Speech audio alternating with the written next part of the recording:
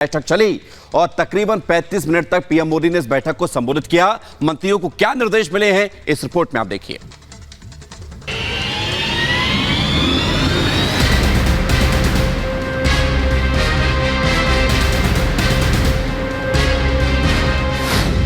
मोदी मंत्रिमंडल की मेगा बैठक।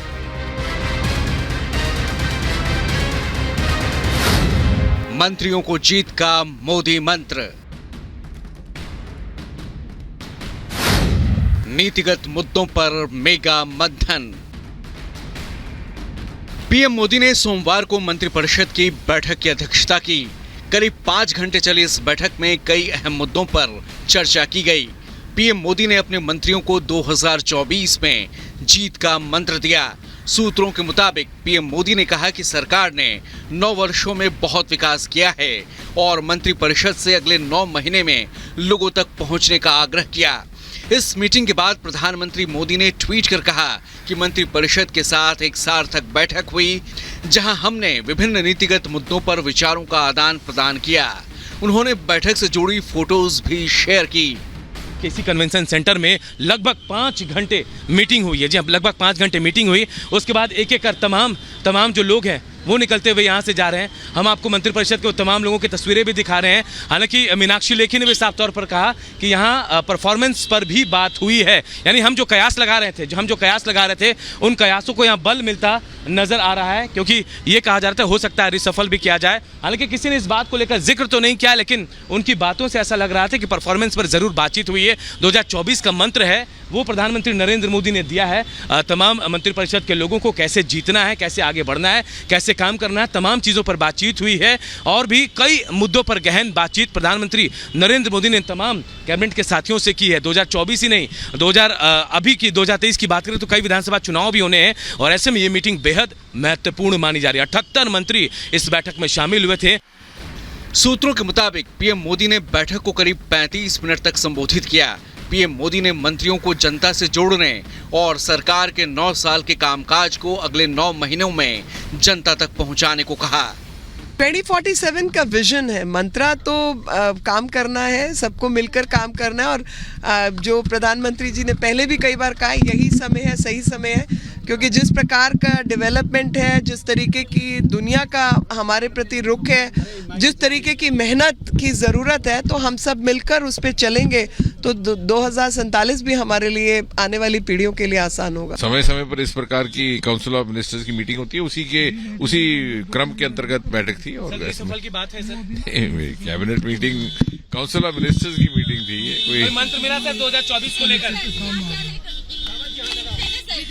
नहीं, काउंसिल ऑफ मिनिस्टर्स की मीटिंग में ऐसा कुछ नहीं होता। जो फौजें शांति काल में अपना पसीना बहा लेती हैं, उन्हें युद्ध काल में खून बहाने की जरूरत नहीं पड़ती। हम लोग 5 साल सेवा ही संगठन पे काम करते हैं। ये बातें रूटीन इस बार 4 महीने बाद हुई है, जो जल्दी होती है।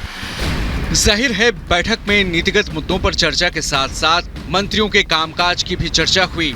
हालांकि मंत्रिमंडल में बदलाव को लेकर पूछे जाने पर किसी भी मंत्री ने अपनी तरफ से कुछ नहीं कहा।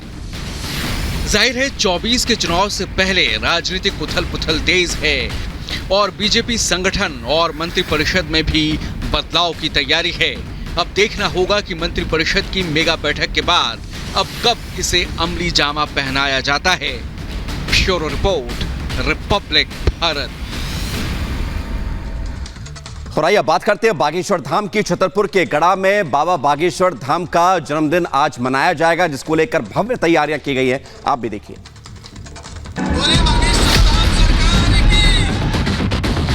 मेरे पागलों, हम तो तुम्हारे दिल में हनुमान जगाने चले आए हैं। भारत हिंदू राष्ट्र नहीं हो जाएगा तब तक हम जगाते भी रहेंगे। आज का दिन बागेश्वर धाम के लिए खास है। आज बागेश्वर धाम के पीठाधीश्वर पंडित धीरेन्द्र कृष्ण शास्त्री का जन्मदिन है। बाबा बागेश्वर आज 27 साल के हो जाएंगे। बागेश्वर धाम में बाबा के भक्तों ने बाबा के जन्मदिन को खास बनाने की पूरी तैयारी की है।